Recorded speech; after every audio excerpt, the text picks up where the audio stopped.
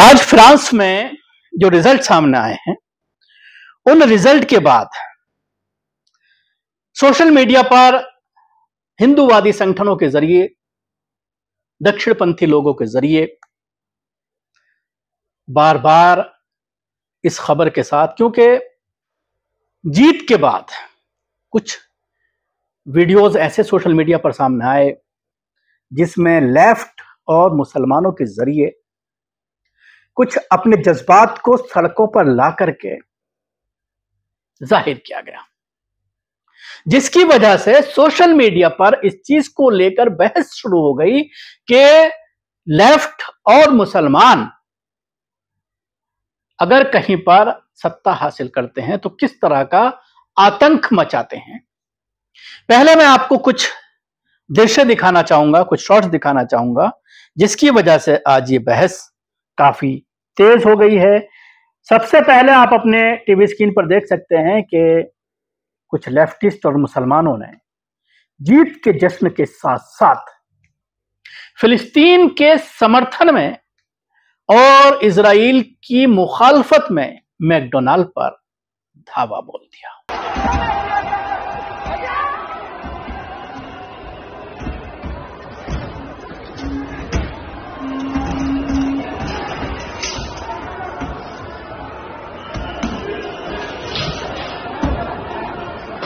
दूसरा, ये वीडियो आप अपने टीवी स्क्रीन पर देख सकते हैं कि हजारों की संख्या में लोग सड़कों पर उतर आए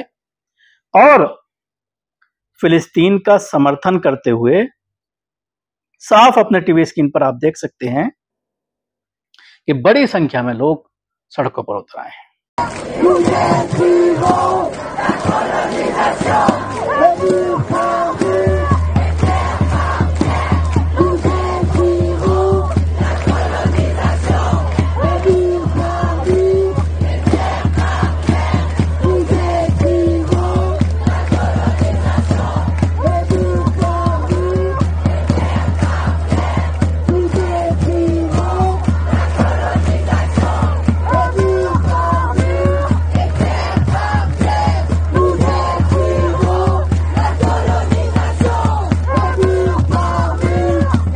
इसके अलावा लेफ्ट फ्रेंच में इस वीडियो में देख सकते हैं कि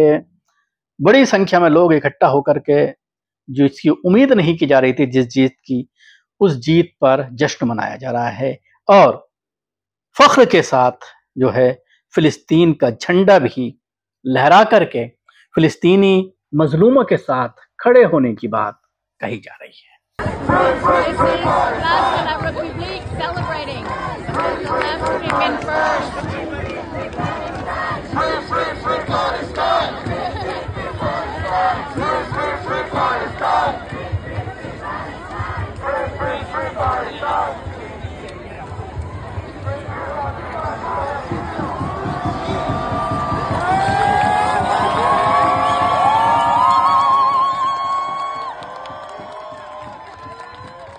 तो इन तीन वीडियो के साथ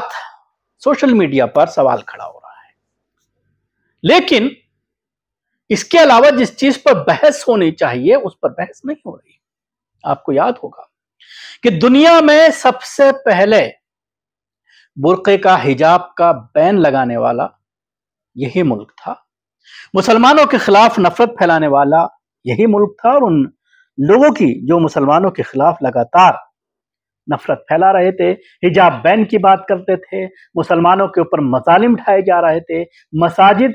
बनाने की इजाजत नहीं दी जा रही थी। और यही वजह है कि आज भी फ्रांस में कोई बड़ी मसाजिदें नहीं हैं, बल्कि कुछ बेसमेंट्स में अपार्टमेंट के लोग नमाज पढ़ा करते हैं या कुछ जुम्मे के दिन कुछ जो पब्लिक प्लेसेस हैं उन पर परमिशन लेकर के नमाज जुम्मा अदा की जाती है, यानी मुसलमानों को दबा करके यहाँ पर रखा जा रहा था। लेकिन आज इस जीत के बाद एक बार सवाल ये खड़ा हो गया है कि मुसलमानों के खिलाफ नफरत फैलाने वाली इस पार्टी की जो हार हुई है वो कहीं ना कहीं ये दर्शाती है कि लोग इस तरह के मजालिम को पसंद नहीं करते। धीरे धीरे वो ये देखते हैं कि एक कम्युनिटी के खिलाफ जानबूझ करके नफरत फैलाई जा रही है, उनके ऊपर जबरदस्ती की पाबंदियां लगाई जा रही हैं और उसका नतीजा कुछ इसी तरह का सामने आता है। मैं आपको बताना चाहूंगा कि फ्रांस में करीब 5 मिलियन मुसलमान रहते हैं और देश की आबादी का करीब 7% है।